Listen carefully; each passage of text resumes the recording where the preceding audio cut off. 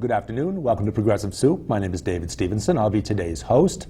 And with us we have, again, as we had last night, Dhrupad Nag from the Working Families Party. And they're very aptly named the Working Families Party is because they represent working families. Never were a group of individuals, of public servants, more accurately named. But before we get into a discussion with Dhrupad, I'm going to quick shout out again to Lindsay Farrell Brockman, who has been on the show, I think, at least 3 times over the 8 years now. And at the moment, she's 1 million months pregnant, as she described it. And for women who've given birth to a child, you'll know exactly how that feels, and particularly on a 90-degree day in the middle of June. It's not a very comfortable feeling. But Dhrupad, thanks for joining us. Thanks for having me. And we're going to continue the discussion, focusing on a couple of members of this Connecticut Legislature that were elected as Working Families Party members. And of course, caucus with the Democrats, the same way that Bernie Sanders caucuses with the Democrats as an independent in the United States Senate, but who definitely represent the right, just, and moral perspective of not just working families, but of all of us in the state of Connecticut. Tell us about those two people. Yeah, so Senator Ed Gomes of Bridgeport was actually our first working families candidate who won just purely as a working families candidate. And I think nationally was also the case for the first working families candidate in the country who won a state office like that. And that race, sort of became a referendum because it was a special election. It was in February. It was very cold, and there wasn't really much else going on, at least politically at that time. So what you had a lot of unions and allied progressive organizations that mobilized behind someone who very much represented their voice, as opposed to an opponent who was not, whose interests and whose values did not align in that way. I mean, Ed Gomes is kind of a legend as far as, within like labor circles and progressive circles, has been around for a very long time, has been a great champion for this movement, and he was an easy candidate to kind of get behind in that way. And so he, inspired, I don't know if you've heard him speak, but, he inspires a lot of excitement and motivation in people, and how he talks about things. The passion comes through very clearly, and again, the issues that he works on, the issues that he champions for, like the paid leave and things around scheduling, fair scheduling stuff, and the different criminal justice reform bills that he's pushed, made it very easy to endorse and fight for somebody like that. Now, on the House of Representatives side, you had Joshua Hall, who captured a seat recently in the Hartford area. Yeah, and again, it was a somewhat similar situation. It was a special election. The representative who had held the seat before actually had just won in a special election before for Senate, and so that seat opened up. And what's really interesting about this, I think it's very instructive in sort of how, politics is very much an insider game at times. And so basically he and a few other folks went for the Democratic endorsement, and this body, the Hartford DTC, made a decision, and it's not super transparent. It's unclear, why people vote a certain way, and ultimately they endorsed another candidate who we felt like was not the appropriate person for that seat. Not in no personal way, but we just felt that Joshua Hall, who has been a strong advocate in his community for a very long time, he grew up there, has stayed there, was a teacher, is the vice president of the local teachers union, has been at Martin Luther King when it was being talked about being shut down, has been on the front lines of a lot of these things as an organizer and activist, and we felt that he really represented what we as a organization and as a political party what our values, are important to us. And again, it sort of became a referendum because there's been a lot of fights in the last 5 years or so around education in Connecticut. We have a huge disparity, between the cities and a lot of the suburbs, and Hartford is a place that is constantly underfunded and constantly under attack with its education funding, and the specter of privatizing education through school voucher systems or charter schools. It's a very important issue for a lot of people, and he, being a teacher and being a strong proponent of public school system, of someone who went through Hartford Public Schools and someone who is the vice president of the union, that was something that was very much in the center of his campaign, and that very much resonated with the people within the district and the people who were on the campaign with him. So they saw him as being not a politician, but as being a public servant. Yeah, I mean, for us, I think representation is very important within the legislative bodies, and I don't just mean by like gender or race, which obviously are very, very important, but also just representation of values. And we found that he very much was, came from a place of, here's what I think is right, and here's an opportunity for me to kind of take the work that I'm already doing as an activist and an organizer and a union person, and bring it to another level, and fight for those things at the state legislative level. Yeah. Now, Ed's been now in the state senate for a period of time, and what specific accomplishments? This is putting you on the spot, obviously, but because you weren't here in Connecticut as in your position with Working Families Party, but what accomplishments, what things has he spearheaded? Yeah, so one of the, he was one of the co-chairs of the Labor Committee, and that being one of the most important committees for the work that we do in labor unions and progressive organizations, because a lot of the bills have to go through there first. We're talking about minimum wage, we're talking about paid sick days, things of that nature, and so his leadership on the Labor Committee over the last several years, I believe this was he was not this year for the first time in a while. But he, showed tremendous leadership in shepherding bills through there. The other sort of body of work that he was very strong on is a lot of criminal justice reform. And so, for example, last year a bill passed regarding banning the box on applications, and he has a truly powerful story behind that. He, when he was very young, had been arrested and spent time in prison in a tough part of his life. And I remember the opening day of the press conference for Ban the Box. I mean, he was telling this story, speaking to it in a sort of third-person perspective, and then sort of revealed at the end that was who he was. And it was a tremendously powerful story, and the community in which he comes from, that bill and that genre of bills is very important to them, and he has been in front of a lot of those things as well. Okay, for those of you that weren't around in the 1990s, there were some bills passed, and a certain person that became a presidential candidate later on had some very unfavorable things to say about kids that just happened to be minority kids, and some laws were passed that basically created a criminal justice system where a disproportionate number of kids that are minorities ended up in prison as essentially slaves, basically free labor for corporate prisons to use. And we're just now beginning to make some headway in changing the criminal justice system back so that you don't have kids that are minorities being sent to prison for the same situations, the same criminal acts, the same minor crimes that non-minority kids get away with, or are able to get better representation, or get better plea bargaining agreements, and to right what's been a very unfair criminal justice system in the United States for 20 plus years. Continue.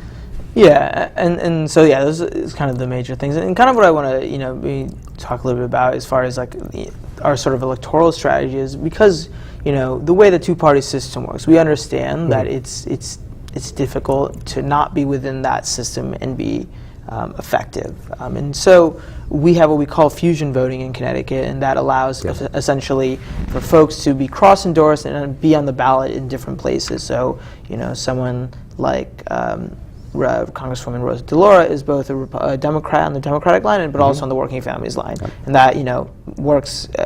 Our biggest sort of place where we build power is on the state level with reps and senators.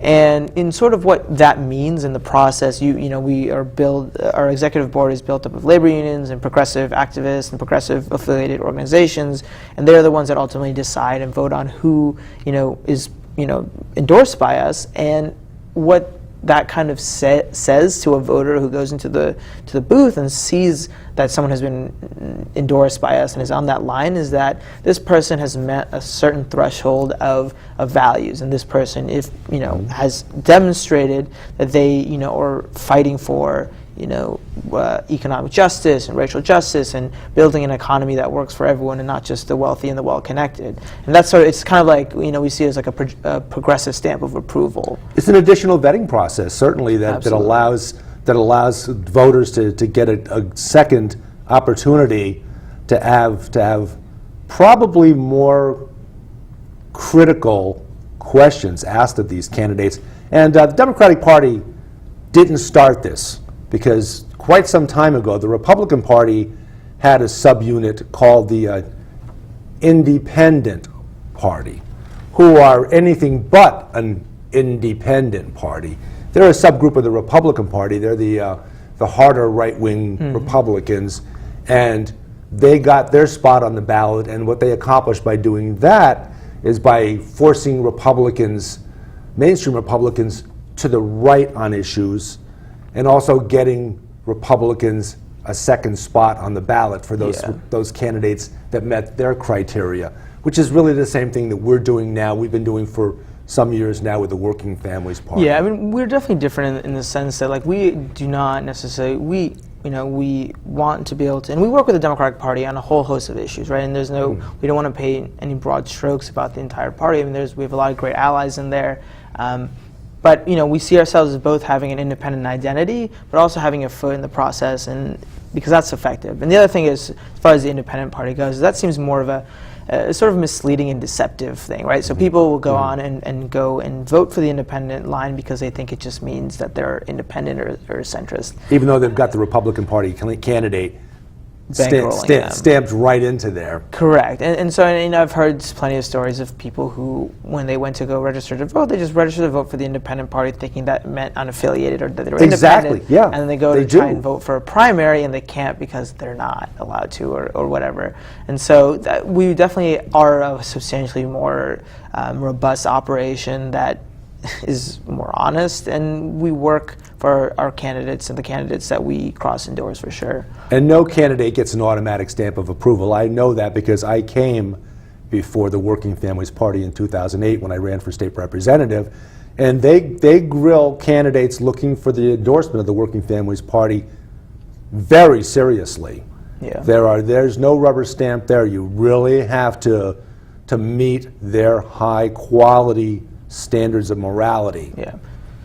And I think the other issue or the thing is that once you can get our endorsement once, but next time around, if 2 years goes by and the things that you said that you supported and that you were going to champion for us and you don't, you repeatedly show that you weren't serious or you lied or you were kind of like spineless in certain moments, then we will not endorse you the next time around. I mean, it's by no means the type of thing that you do once and then you're all set. Yeah, there's no lifetime membership in this club. No, and it will go so far as to primary people, and that's kind of another area where we kind of build a lot of power, and maybe the most effective at making change within the system is inserting ourselves into the primary process. And again, special elections is kind of like that, a little different. So a great example of this was last year in Josh Elliott, who is now the state representative in Hamden. He basically what happened was the Speaker of the House at that time, Representative Sharkey, we had a lot of issues with the way he was sort of dealing with things and sort of the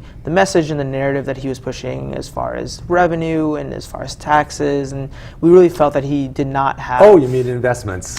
Yeah, we really felt like he did not have in alignment there, we were talking that we felt that the most wealthy in our community should pay their fair share and should be asked to contribute more, and raising taxes on the highest earners and things of that nature. And beyond that, there was other issues. And so we ultimately, worked with a candidate, Josh Elliott, who was a Bernie supporter and had done some other work, a small business owner, and we sat down with him. We developed a campaign strategy, a message, which was very simple, frankly. He went out in the community and knocked at a lot of doors talking about economic justice, and again, building an economy that works for everyone. That was sort of like a very much the central messaging of that campaign. And what should have been a very difficult race, because he is the sitting Speaker of the House, he eventually was nudged out. He did not run for re-election, and he sort of had a hand-picked successor who had been in the town for a very long time, was the interim mayor, was city council president, board of ed, he had done everything.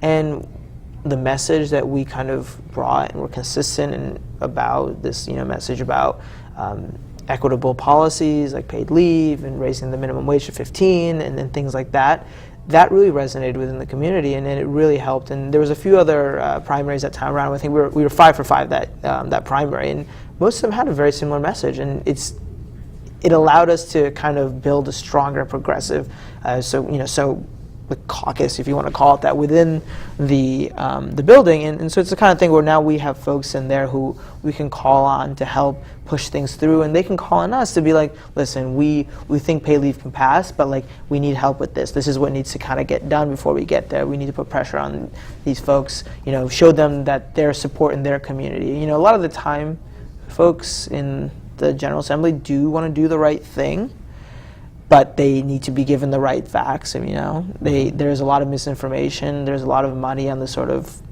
the corporate wing of politics, whether it be Democrats or Republicans. There's a lot of misinformation, and for us, we try to kind of right the ship in that direction, and then make sure that they understand that there is support in the community for a lot of these policies.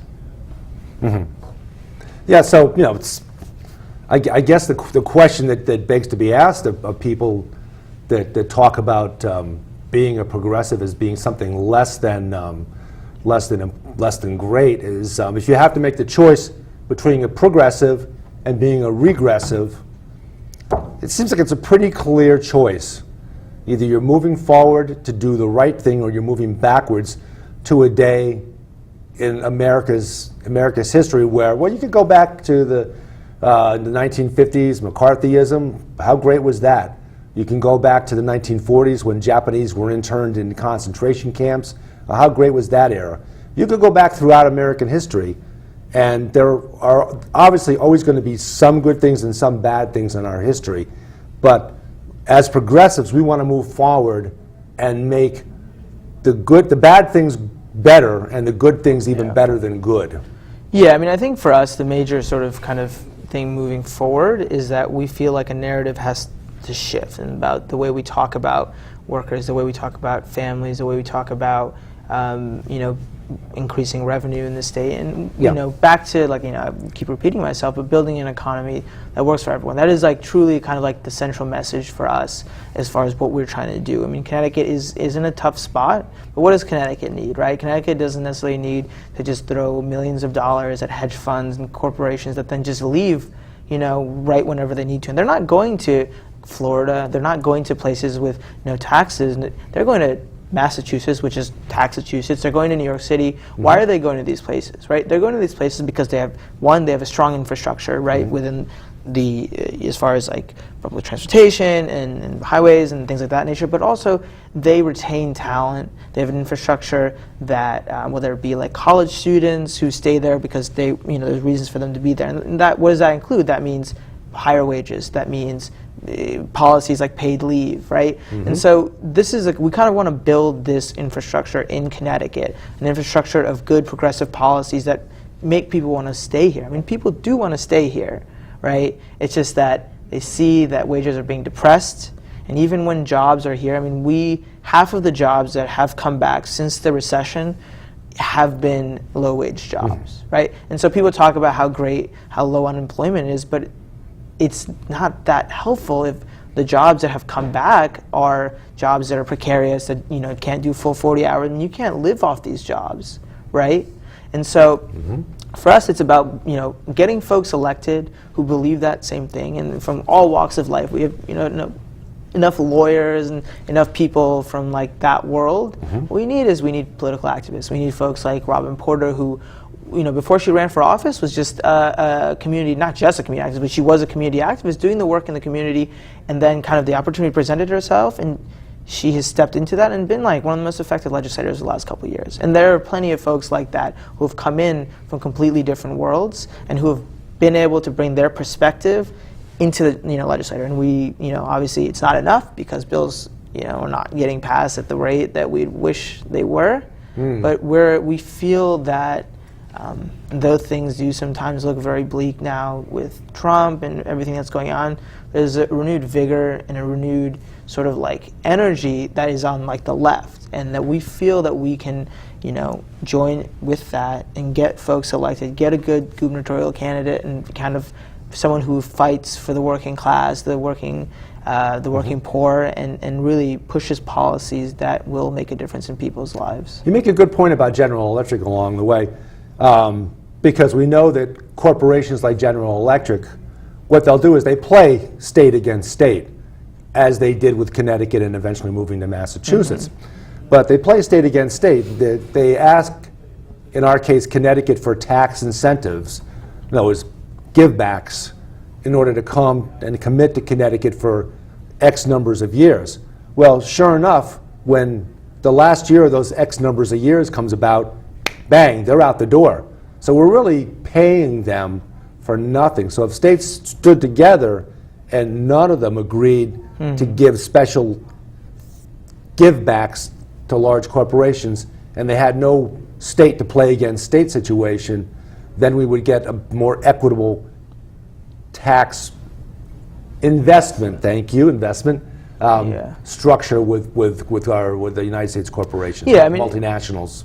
It's the idea of like a race to the bottom, and race to the bottom. That's not something that we should want to aspire to as a state or as a nation. And I think it's just very important, that we endorse. Your kitty cat says someone is trying to call you. Hey, we did this last night. Oh, you want me to do it again? What, you're contracting to us? Basil says he's going to quintuple my salary on the show if I do this every show instead of once a week. Well, how much are you paying me now? If you're going to quintuple my salary, how much are you paying me now to help out with Basil Buddha Cat Presents? Exclamation point. Said, I'm paying you bupkis, but I'm quintupling that salary. So you want me to mention about the shows you did last week about the cartoonist Berkeley Breathed, and how Berkeley Breathed put a obviously fake letter up on his Facebook page that was allegedly sent by the attorneys of one President Donald Trump, informing Berkeley Breathed that they were sending him a cease and desist order. And of course, the cease and desist order, for you non-legal buffs, asked for two things: cease and desist. And of course, knowing it was a fake letter to begin with, Berkeley Breathed just got a good laugh out of that.